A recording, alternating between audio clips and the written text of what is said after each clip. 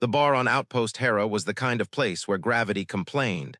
Lights flickered like they were losing an argument with darkness, and every drink tasted faintly of regret. Lieutenant Arin Vale sat alone at a dented metal counter, nursing something that legally qualified as whiskey only because the station's registrar had given up fighting the owner. He had just finished a 16-hour repair shift on a freighter engine that had been held together by prayers, duct tape, and stubbornness. His hands hurt, his back hurt, his entire life hurt a little, and his credit balance hurt the most, red enough to glow. He wasn't expecting company, which is why, when a shadow slid into the seat beside him, he didn't look up immediately. He assumed it was another exhausted mechanic, miner, or pilot looking to drown a shift. Then a voice, quiet, melodic, steady, cut through the drone of the bar. "Is this seat taken?" Arin glanced up and forgot how words worked. The woman beside him looked like she'd been carved out of starlight. Her skin held a soft gold-pink glow, like dawn on a distant world.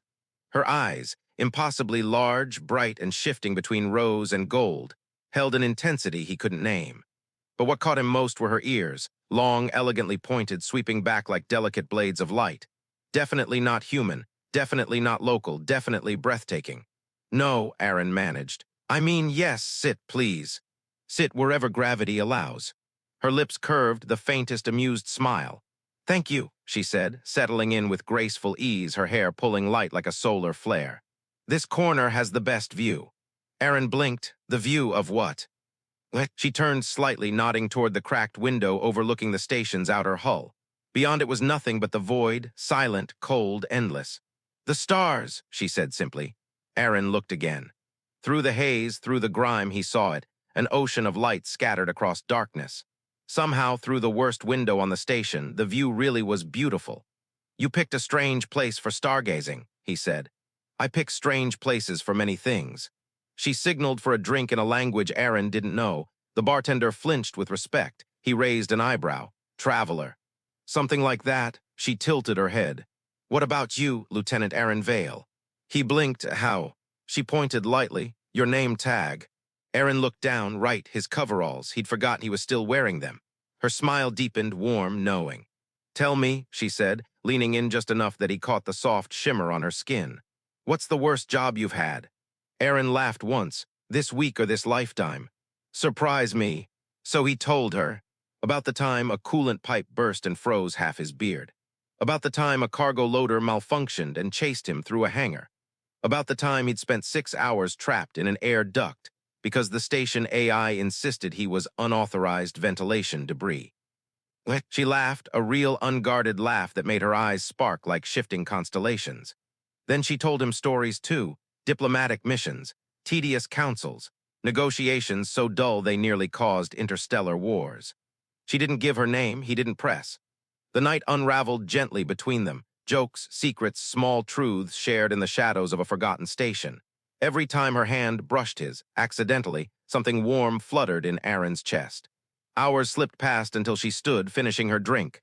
"Walk with me," she said softly. "Where?" "Somewhere quieter." He should have asked questions. He didn't. He followed her through the corridors, past flickering lights and sleeping machinery. She bypassed a closed maintenance door with a tiny handheld device that hummed once.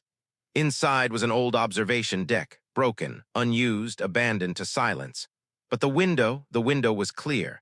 Stars poured through it like a river. She stepped into the glow, her skin catching the light, her silhouette almost unreal. Arin couldn't stop staring. "You like this view?" she asked.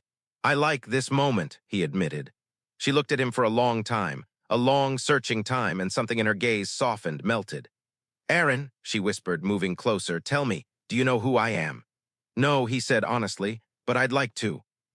Her smile trembled, not with uncertainty, but something heavier, something she wasn't ready to name.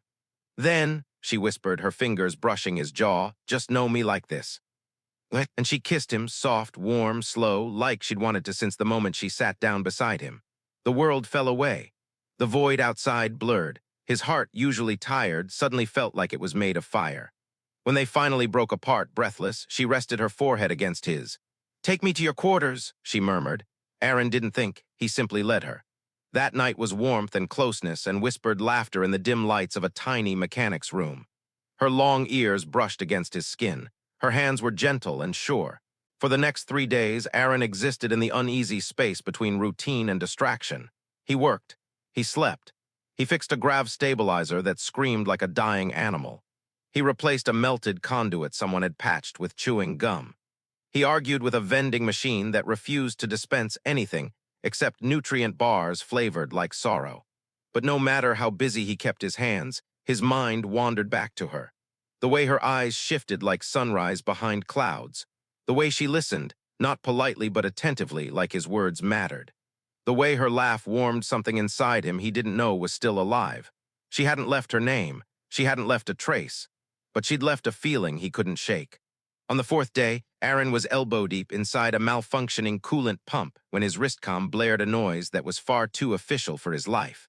Priority Directive, Level Royal. Recipient, Lieutenant Arin Vale. Report to DOCKING Bay 1 within 1 hour. Failure to comply will result in forfeiture of contract privileges and possible detention. Arin stared. That can't be for me. The pump hissed aggressively, confirming nothing. He read it again. It didn't change. Royal Directive for him. A station mechanic whose most recent accomplishment was losing a fight with a vending machine? No, impossible, unless. No, that was even more impossible. He scrubbed coolant from his arms, threw on a fresh uniform, and jogged toward Bay 1. By the time he arrived, 2 strangers in polished black armor were waiting, tall, silent, and too symmetrical to be anything but military. "You are Lieutenant Arin Vale?" one asked, in the unfortunate flesh. "You'll come with us." "That's very sudden. Am I in trouble?" Neither guard answered, which Arin took as a probably. They led him to a small shuttle, sleek, silver, and clearly not from Outpost Hera. The interior smelled like ionized air and discipline. Arin sat stiffly as the shuttle detached and soared into open space. Through the window, he saw their destination. A massive vessel drifting like a jewel in orbit, a shimmering golden-blue superstructure shaped like a crescent moon. Elegant spires, shield arrays, engines that glowed like liquid dawn. Arin's stomach dropped. He knew that ship. Everyone knew that ship. The Solaris Ascendancy, flagship of the Aurevelian Sovereign Court, seat of one of the most powerful empires in the sector, and the home of... No, it couldn't be. The odds were astronomical, but the pieces clicked together anyway. Her stories of diplomacy, the language she ordered her drink in, the way the bartender reacted, her calm confidence, her bypass device. Her eyes so unusual, so unmistakable, Arin swallowed hard. "No way," he whispered to himself. I couldn't have." The shuttle docked. The doors opened. He was guided into gleaming halls carved from luminescent stone. Everything looked expensive enough that breathing too hard felt like a finable offense. At the end of a long corridor stood 2 enormous doors etched with celestial patterns. A guard spoke. "You will enter. You will kneel. You will not speak unless spoken to." "Kneel," Arin squeaked. "My knees haven't recovered from that coolant incident." The doors opened before he could finish. The throne room stretched wider than any hangar he'd ever seen. Rows of advisors stood in perfect formation, flanked by honor guard soldiers whose armor shimmered with shifting constellations. And at the far end, elevated on a radiant dais, sat the throne. And upon it, her, not the mysterious woman from the bar, not the stranger who had kissed him beneath starlight, but her transformed, crowned, radiant, golden light woven into her long hair. A ceremonial mantle flowing over her shoulders like liquid dawn, jewels tracing the elegant curves of her pointed ears, eyes bright as twin suns. Queen Elowyn Araelys of the Aurevelian Empire, the most powerful woman for 7 star systems. Arin's heart slammed into his ribs. She looked nothing like the simple traveler who'd sat beside him days ago, yet everything in him recognized her instantly. Same eyes, same voice, same warmth buried beneath royal composure. Her gaze found him across the throne room. For a fraction of a second, her expression faltered, just once like a ripple across still water. Arin's knees gave out on instinct. The advisor nearest her announced, "Lieutenant Arin Vale, summoned under royal directive, as per the Queen's explicit request." Arin's brain broke. Her request. She had sent for him a mechanic, a nobody, from all the people in the galaxy. Queen Elowyn lifted her chin. "Rise, Lieutenant." Arin stood, legs trembling. Her stare softened, so slightly it could have been his imagination. "You rendered service to the crown," she said, voice resonant and formal. "And certain matters require your presence." Service? He hadn't serviced anything except a broken coolant. The solarium chamber was nothing like the throne room. Where that place was all ceremony and echoing formality, this one felt alive. Warm sunlight, artificial but perfect, poured through vaulted crystal windows. Vines of bioluminescent flowers climbed the walls. A soft breeze drifted from unseen vents, carrying the scent of something sweet, like starlight mixed with citrus. Arin stood in the center, hands fidgeting, heart pounding loud enough he was sure the guards could hear it. But after escorting him inside, they stepped out and sealed the door. He was alone. Well, mostly alone. He sensed her before she spoke. "You're staring at the windows like they might attack." Arin spun. She stood by one of the glass arches. No crown now, no mantle, no ceremonial armor. Just a flowing golden teal dress, elegant but simple. Her long ears caught the light softly, glowing faintly, and for the first time since he entered the ship. She looked like the woman from the bar again. Elowyn, Elise, both, neither, something between. "You," Arin swallowed. "You're the queen." "Yes," she said quietly. "That part is difficult to hide." "You're the queen," he repeated, louder and stupider. Her lips twitched. "You already said that." Arin stared at her, mind scrambling like it had slipped on a data chip. "You sat next to me in a dive bar. You drank with me. You listened to me rant about broken coolant pumps, and you laughed at my terrible jokes. And then you came with me, and then you just vanished." She looked away, fingers brushing the edge of the glowing window. "Because I had to." "That night meant nothing to you?" he asked, a little sharper than he meant to. Her inhale was small but audible. "No," she said. "It meant something, maybe too much." Arin's chest tightened. "So why leave?" Elowyn turned toward him fully. No crown, no armor, no mask, just her. The woman who'd laughed against his shoulder. The woman who'd kissed him like she was memorizing him. "Because," she said softly, "I am not free." The words settled like dust between them.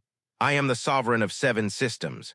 Every movement I make is recorded, analyzed, debated. Every person I speak with becomes a political data point. Every choice I make echoes across worlds." Her voice wavered. "I cannot afford mistakes." And that night was not a mistake I was allowed to keep. Arin felt something pull painfully inside him. "You could have told me." "And said what?" She replied, frustration flickering beneath her calm. "Hello, I'm Elowyn Araelys, first of her line. May I buy you a drink?" "That is not a life I get to have." Silence heavy, real. Arin took a step closer. "So what was that night to you?" Her eyes lifted, molten gold under shifting light. "A moment," she whispered. "A small, selfish, impossible moment where I let myself be no one, just a woman sitting beside a man who made her laugh." She swallowed. "A moment I thought would end quietly." "But it didn't," Arin said. She shook her head. "It didn't." He ran a hand through his hair. "So why am I here, really?" Elowyn hesitated. "Because," she said, voice barely above a breath, "someone saw us leave the bar together." Arin froze. "What?" "And they reported it." "To who?" "To the court, to the council, to those who watch my every step." Arin felt his stomach twist. "Oh, stars." "Yes," she said. "My advisors demanded to know who you were, why I left the palace. Why I disappeared for hours without an escort." Her jaw tightened. "They fear scandal, they fear weakness, they fear you." "Me, I fix leaking coolant valves." "Exactly," she replied. "You are unpredictable, unconnected, impossible to control." "That feels like an insult." "It is," her voice softened again. "It's what drew me to you." Arin looked at her, really looked. The golden aura of her skin, the depth in her shifting eyes, the tension in her shoulders like she'd been carrying whole planets for too long. "And what happens now?" he asked, barely trusting the words.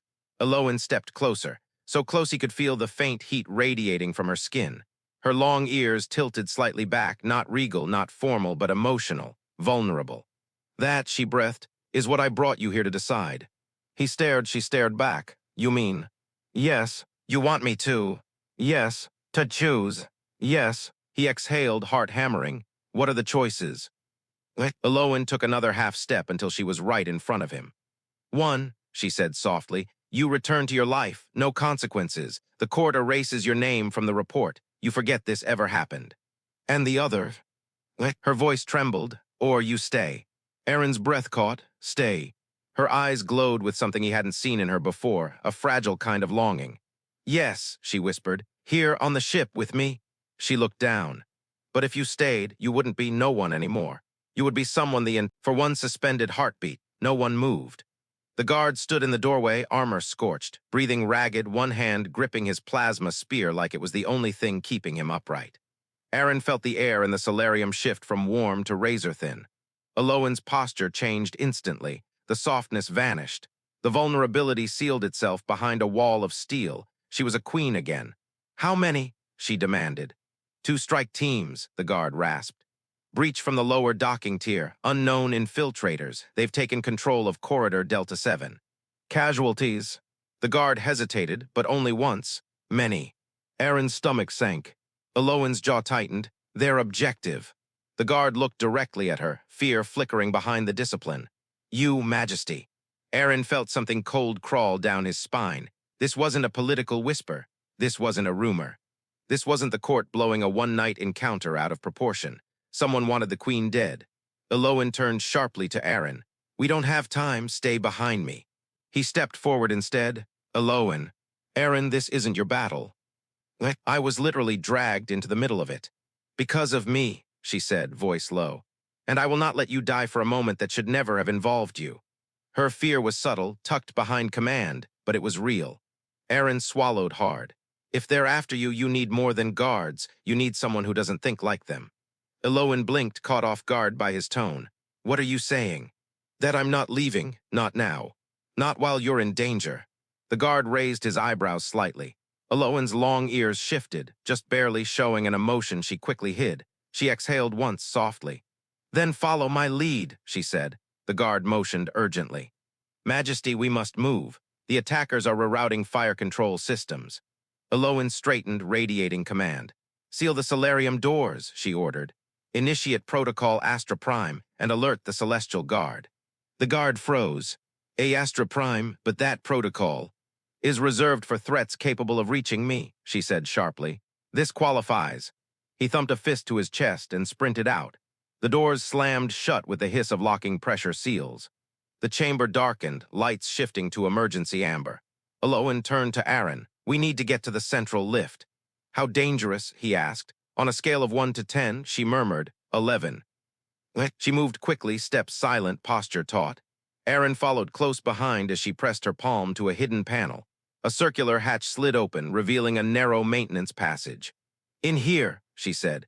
"You have a secret tunnel behind a wall of flowers." Her gaze flicked to him with a spark of dry humor. "Of course, I'm a queen, not an amateur." They slipped inside as the floor vibrated beneath them, heavy impacts striking the ship's hull. Explosions. Arin flinched. That was close. "Too close," Elowyn murmured. The passage was tight, their shoulders brushed as they hurried through. Arin could feel her tension, coiled, restrained, focused. Every so often her hand brushed the wall, activating hidden glyphs. "Navigation locks disengaged," she muttered to herself. "Security reroute stable, energy grid unstable." "Is that bad?" Elowyn exhaled. "It means our attackers are not amateurs either." Before Arin could respond, a distant metallic shriek echoed through the passage. The walls vibrated. "What was that?" he hissed. "A plasma cutter," she said grimly. "They've reached the outer solarium bulkhead." Arin's heart raced. They were cutting their way in. Elowyn quickened her pace. "Move." They reached a junction, two diverging tunnels. Elowyn paused only long enough to press her hand against another hidden sigil. One tunnel lit with a soft blue glow. "This way." But as they rounded the turn, a silhouette stepped into view, tall, armored in matte black. Mask glowing with crimson targeting lines, an infiltrator. His weapon was already raised. Elowyn reacted first, hand snapping out with a burst of radiant force that cracked the walls and slammed the attacker backward. Arin stumbled. "What was that?" Later, she barked. The infiltrator recovered faster than he should have, rising with inhuman precision. His visor focused on Elowyn like a predator locking onto prey. "We are out of time," she whispered. The infiltrator lunged. Elowyn shoved Arin sideways just as a plasma bolt tore through the corridor where he had been standing a heartbeat ago. The air sizzled. Arin rolled, scrambling up. "Elowyn." She stood her ground, palms glowing with faint golden light. The same glow her skin carried in the bar. The same light he had mistaken for beauty. It was power. She unleashed another blast, brighter this time. It struck the attacker directly, sending him crashing through a maintenance grate in a shower of sparks. Arin stared, stunned. You can do that." Elowyn didn't look back. "Keep moving." More distant footsteps echoed, voices dozens. Closing in fast, Arin's pulse hammered. We're surrounded. Yes, she said calmly, which means we must get somewhere they cannot follow. And where is that? She grabbed his hand. He felt a jolt like stepping into a warm current. Elowyn, he whispered, her eyes met his. Trust me, she said softly. He nodded. She pulled him forward toward a final sealed hatch, and when she touched the panel, the door split apart, revealing a vast circular chamber. The hatch sealed behind them with a resonant thrum, locking out the world with a pulse of shimmering light. The chamber was vast, circular, cathedral-like, its walls humming softly with arcs of radiant energy. Golden conduits spiraled overhead like threads of woven sunlight, converging into a floating crystalline core that pulsed in slow, steady breaths. Arin had never seen anything like it. It felt alive. It felt conscious. It felt ancient. Elowyn stepped forward, the light responding instantly to her presence, brightening, warming as if recognizing her. Arin swallowed. What is this place really? The Ether Cradle, she said quietly. It amplifies my abilities, stabilizes the ship's defenses, and interfaces directly with my lineage. Her tone shifted, formal, almost reverent. It is the reason the Auravellian Empire survives. Arin stared. And you brought me here. Yes, she turned, meeting his eyes, because I trust you. The words hit deeper than they should have. A sudden clang shook the hatch behind them, fierce, metallic, too close. Arin flinched. They found us. They cannot get in quickly, Elowyn said, but they will try. He approached the hatch, hands trembling. What do they want? Why now? Elowyn's expression darkened. My absence that night, that was the first time I disappeared without notice. She hesitated. It made the court suspicious. And the infiltrators. They've been planning something longer. Her jaw tightened. My escape from the palace that night, being unguarded, might have given them an opportunity. Arin froze. You mean all of this is because of... No, she stepped closer, shaking her head. You are not the cause, you are simply the unpredictable variable. He let out a breath, shaky, uncertain. Then why do they want me dead? Because you matter to me. The words struck him still. Before either could speak again, the cradle dimmed, just slightly, like a heartbeat skipping. Elowyn inhaled sharply. They're tampering with the energy conduits. Arin looked up. What happens if they disrupt it? If the cradle destabilizes, she said grimly, the ship loses all shielding. That sounds survivable, Arin lied. It is not. Another impact boomed, hard enough to send a tremor through the floor. The attackers were close. Elowyn reached toward the floating core, her fingers glowed with pale gold. Streams of radiant energy curled toward her hand like ribbons of light. Arin stared, mesmerized. You're channeling it. Yes, she winced. But the cradle is resisting me. Something is interfering with its flow. Arin scanned the console-studded platform circling the core. Is there a manual override? Only for those attuned to the Ether bloodline. So just you? Yes. And they're trying to sever your access. Yes. He exhaled. Bad day for both of us. Arin, she said suddenly, her voice softer. If the cradle fails, I'll hold them off. You'll run. You'll find a shuttle. You'll escape. Arin stepped toward her, shaking his head. No. You must. I'm not leaving you. Her long ears tilted back, a sign of emotion he was beginning to recognize.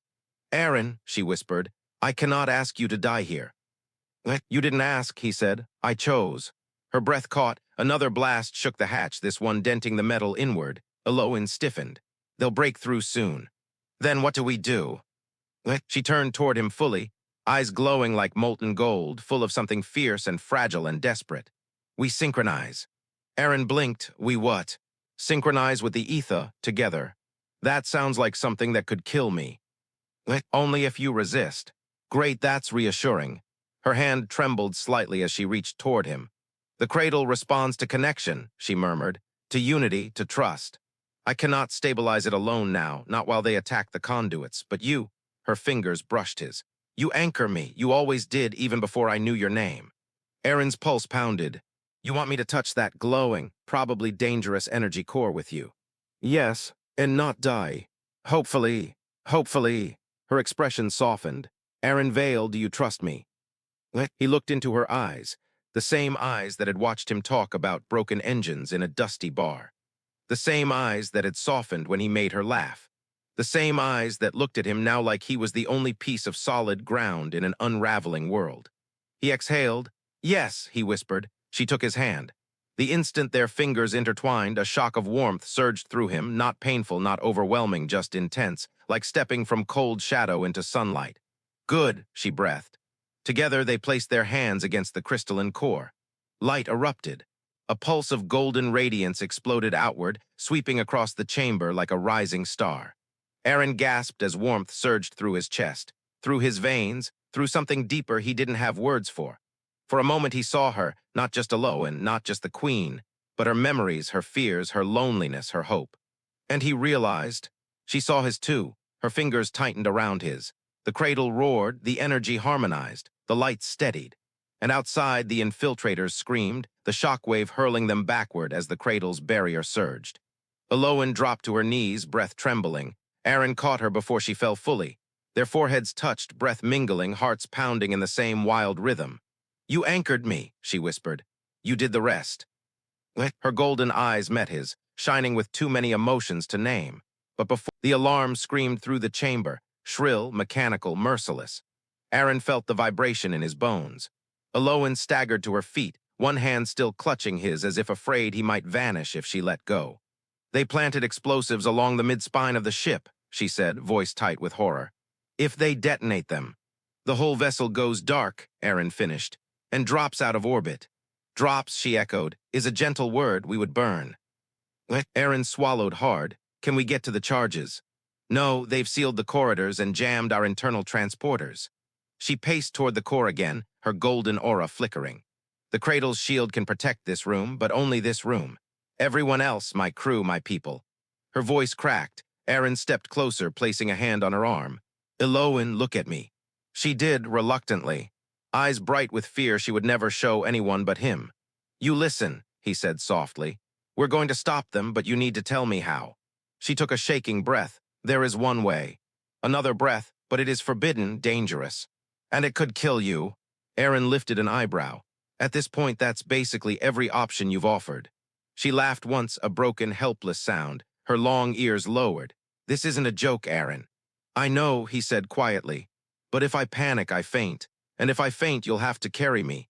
That would be undignified for both of us." Her lips trembled, not with fear, with the smallest hint of warmth. She stepped closer. Close enough that her forehead nearly touched his. Close enough that he could feel her breath. Close enough to make everything else stop. "The cradle," she whispered, "has a failsafe. A way to channel all its power into one singular burst." "A weapon. A purge," she corrected. "Any intruder within the ship's hull would be vaporized instantly." Arin stiffened. "That sounds extremely effective."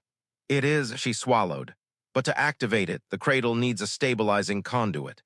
"Someone who connects with you," Arin realized slowly. "Yes. And that someone is me." "Yes." A beat of silence. "Side effects?" he asked. "Your heart could stop from overload, or your neurons could misfire, or you might burn from the inside, or—" Okay, Arin cut in. "Enough side effects. I do not want to lose you," she said suddenly, blurting the words before she could hide them behind royal tone. He froze, Elowyn. Her voice shook. "I spent a decade surrounded by advisors, ambassadors, strategists, warriors, but not one of them ever looked at me the way you did. Not as a sovereign, not as a symbol. Just," her gaze softened painfully, "just as a woman." He felt something inside him break open. He reached up, cupping her face gently, her breath hitched. "Elowyn," he whispered, "I'm not losing you either." She closed her eyes, leaning into his touch, letting the moment steal one heartbeat of stillness from the chaos. Then, the deck lurched beneath them. A shockwave rattled the chamber, marking the attacker's retreat, marking the countdown to detonation. Elowyn opened her eyes. They glowed, not with fear now, but fire, resolve, royalty, defiance. "It's time." Arin nodded. "I'm with you." Together, they stepped onto the crystalline platform encircling the core. Light spiraled upward, responding to their presence. The chamber hummed, the cradle awakening in full for the first time in years. "Give me your hands," she said. He took them. Her fingers tightened instantly, warm, trembling, desperate. "Whatever you feel," she murmured, "don't let go." "I won't, even if it hurts.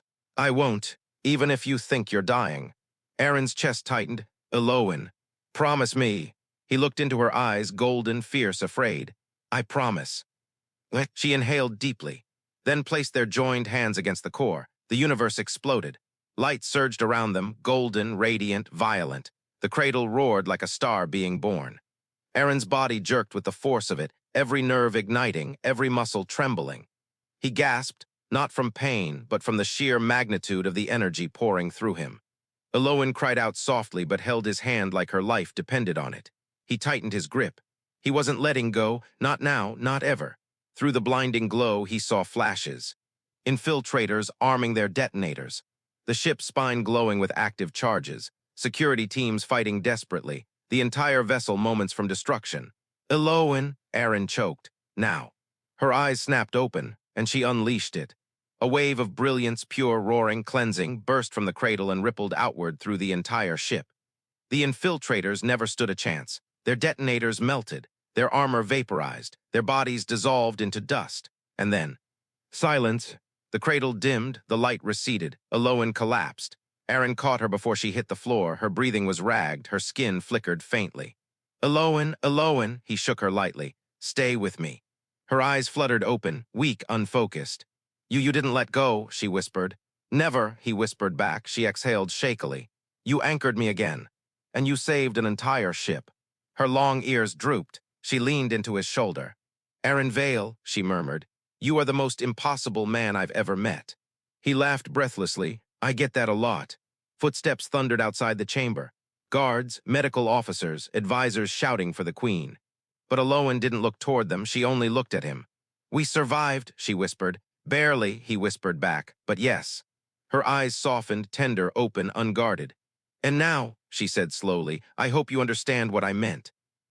About what? About wanting another moment. Arin brushed